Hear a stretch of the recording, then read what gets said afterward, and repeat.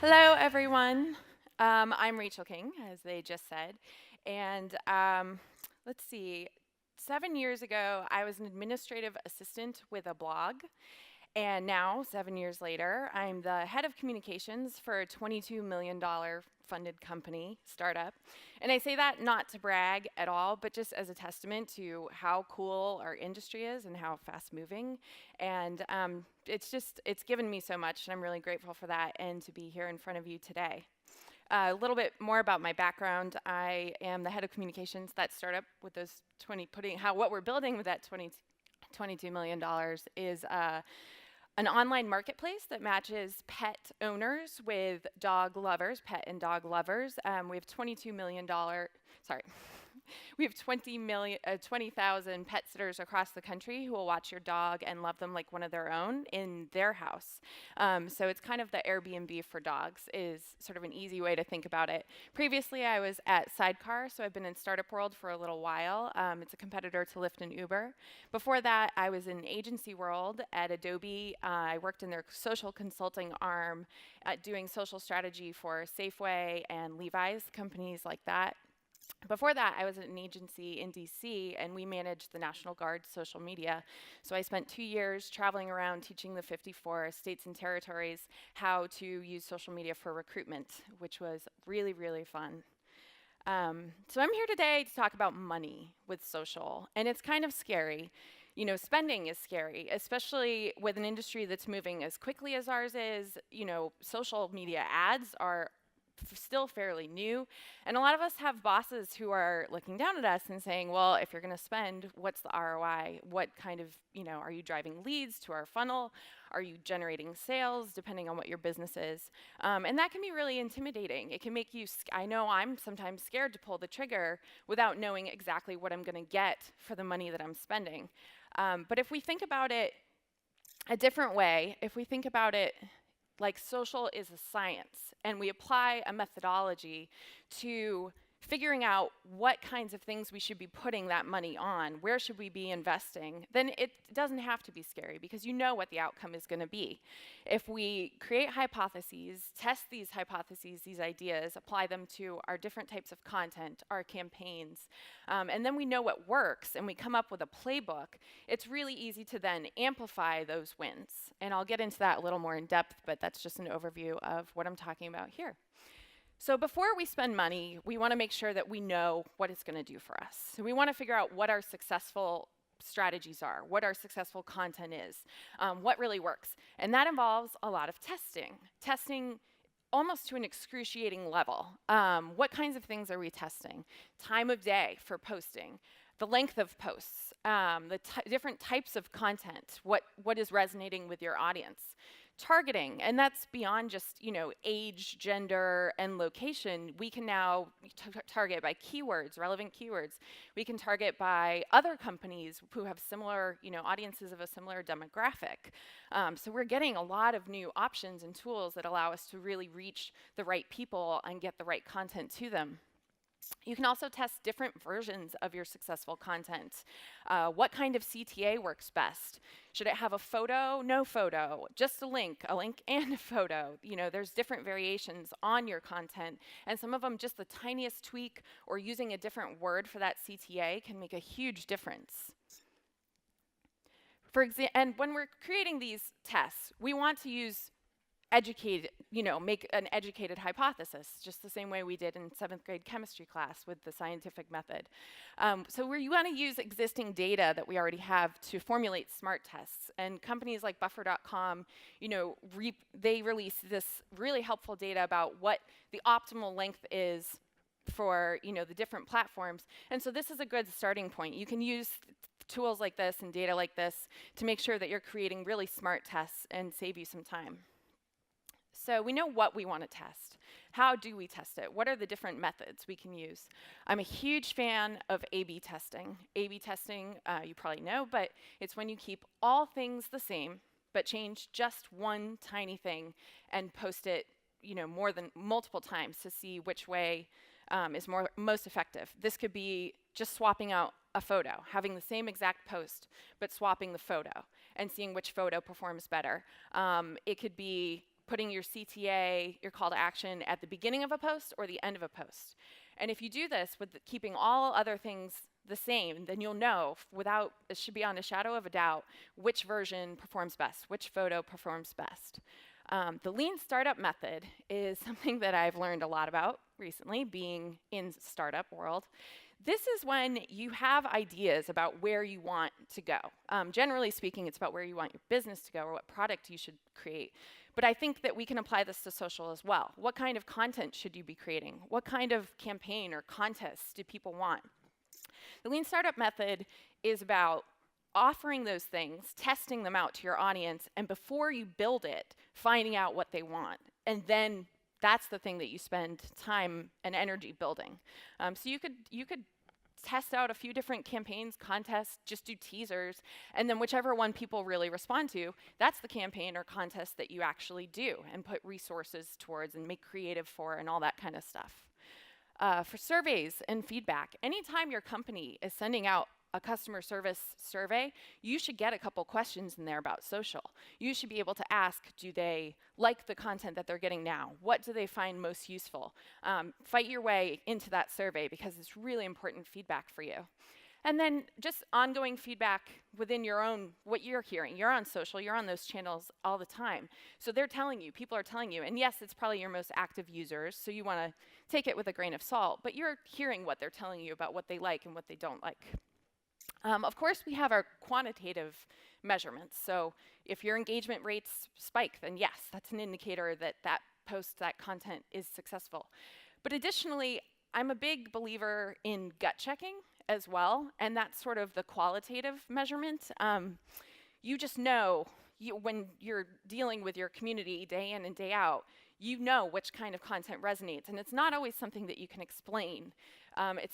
You don't always have the exact data to back it up, but you can say, I know this is what they want. I'm the one talking to them day in and day out, and my gut just tells me this is where we should go. I think that's just as important as numbers. Harder to sell to the boss, but just as important. So when we're thinking about what we're testing, what we're trying to, you formulate these tests around a certain goal, something that you want to achieve. And that could be email signups. It could be growing your fan base so that you have more people to communicate with regularly when you're rolling out new products, new services. It could be engagement. You want to, double your engagement quarterly. You want to get user-generated content. It could be user acquisition, very simply, or even sales. Nowadays, we can sell our actual tangible items, if you're in retail, through Facebook and Twitter cards, which is, pretty cool. So once you've decided on that goal, this is the framework that I use to measure against it. You've chosen that focus, you've chosen that goal, and it should be one. It should be very specific. If I'm doing email signups, that campaign or that, 2 weeks of content is all about driving email signups, because it's really easy to get distracted, especially with social. When we've got notifications going off everywhere, if we see an engagement spike, you want to chase that. It's really exciting. But that's why I say number 2, check in often against the goal that you've set for yourself. And it's not to say that you shouldn't pivot if you come across something amazing. Maybe that is the way that you decide to go. But in general, if you've chosen, email signups is the thing that I'm going to focus on, then check in against that often and make sure that you are staying on track. And also helpful with that is doing a report.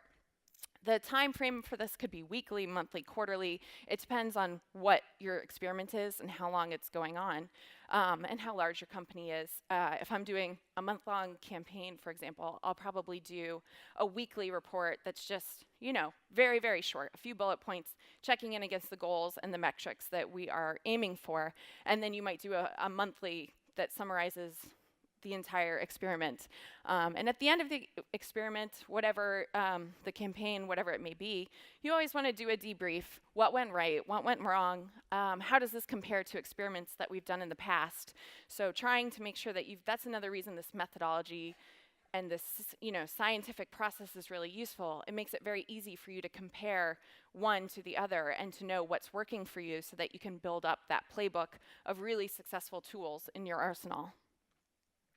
Here's just a sample, a template experiment that I wrote out. So if you were going to test your time of day for posting, and I'm sure you guys think about this all the time, but have you ever spent 4 to 8 weeks where you actually did the same content, the same types of content, but the only thing you were changing was the time of day that you posted. And you can see here, I've got different types. So Saturday and Sunday, I mean, weekend content, I always keep those the same because weekends are a different animal than weekdays, for sure. And then Monday through Friday, testing 2 or 3 different types of content at different times of day, and then doing this for ideally 8 weeks. I feel like 4 weeks would even be too short to get, reliable data. But this is just an example. And if you really do it this systematically, keeping all things the same, you will know beyond a shadow of the doubt what time of day is really best on what day of the week. Here's a sample plan of an A/B test. So keeping the content type the same, keeping the time of day that you post the same. If you just change something like having the CTA at the beginning of the post or the end of the post, which one performs better over time?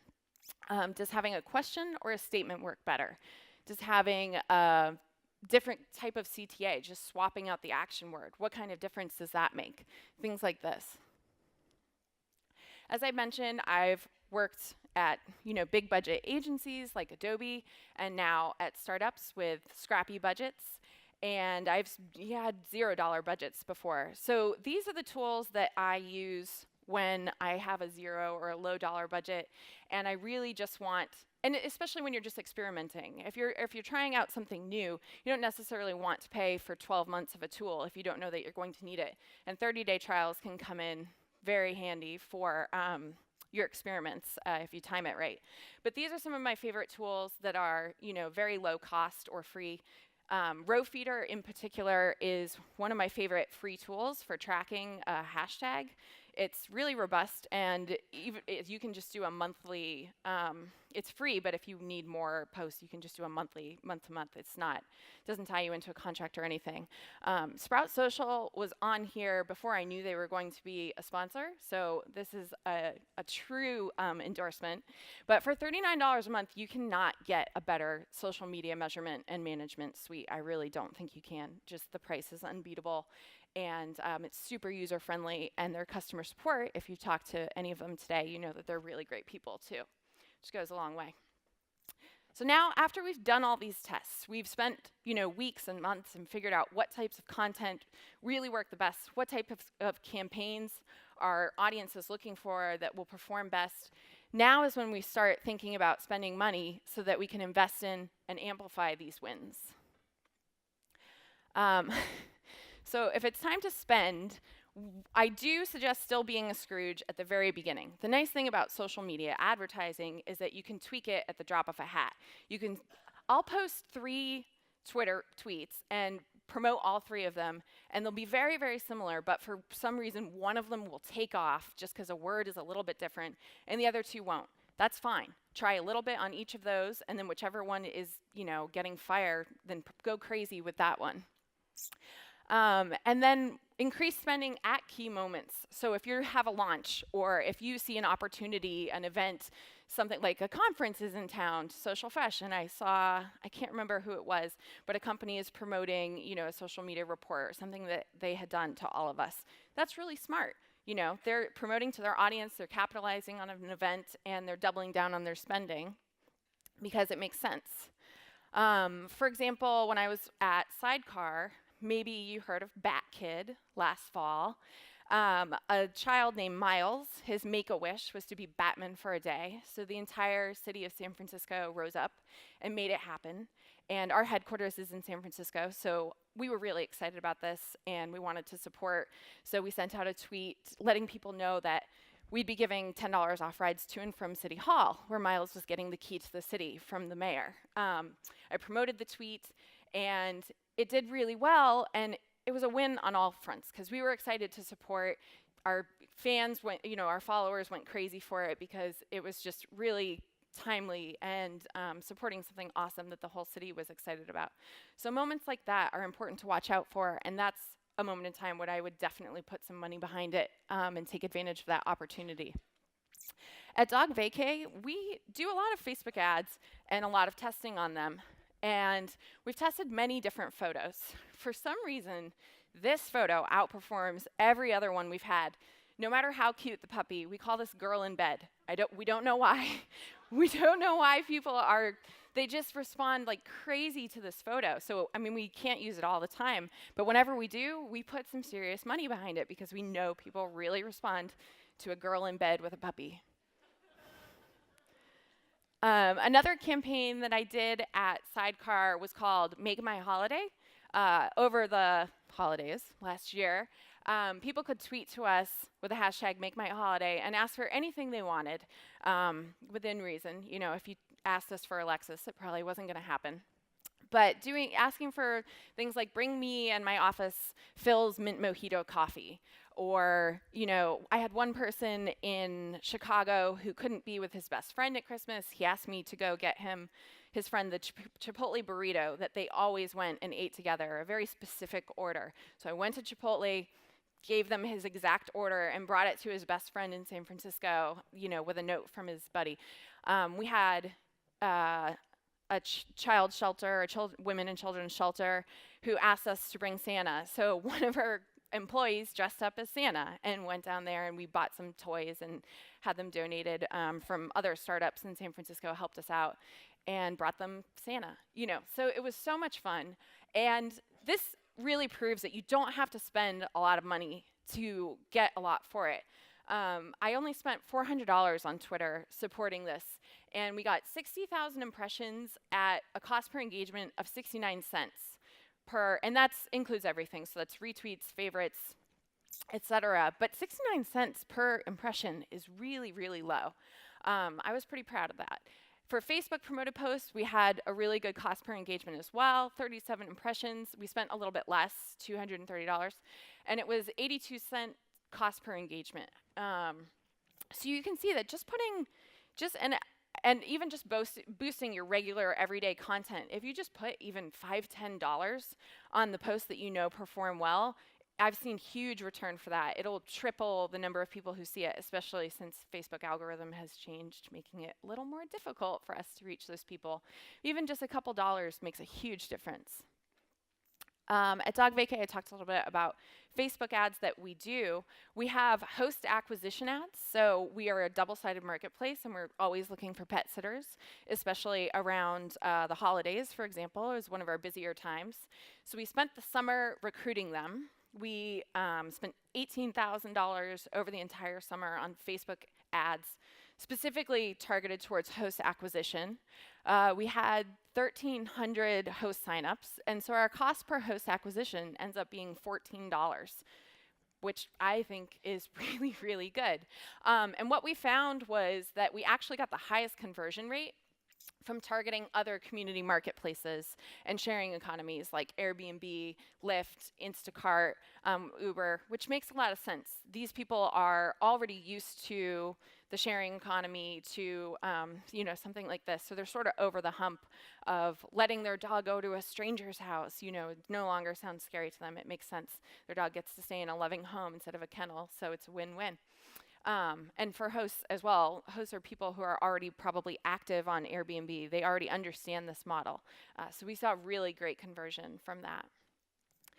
I just wanted to share a few sample, you know, case studies, but if anyone has any questions, I'd be more than happy to answer them.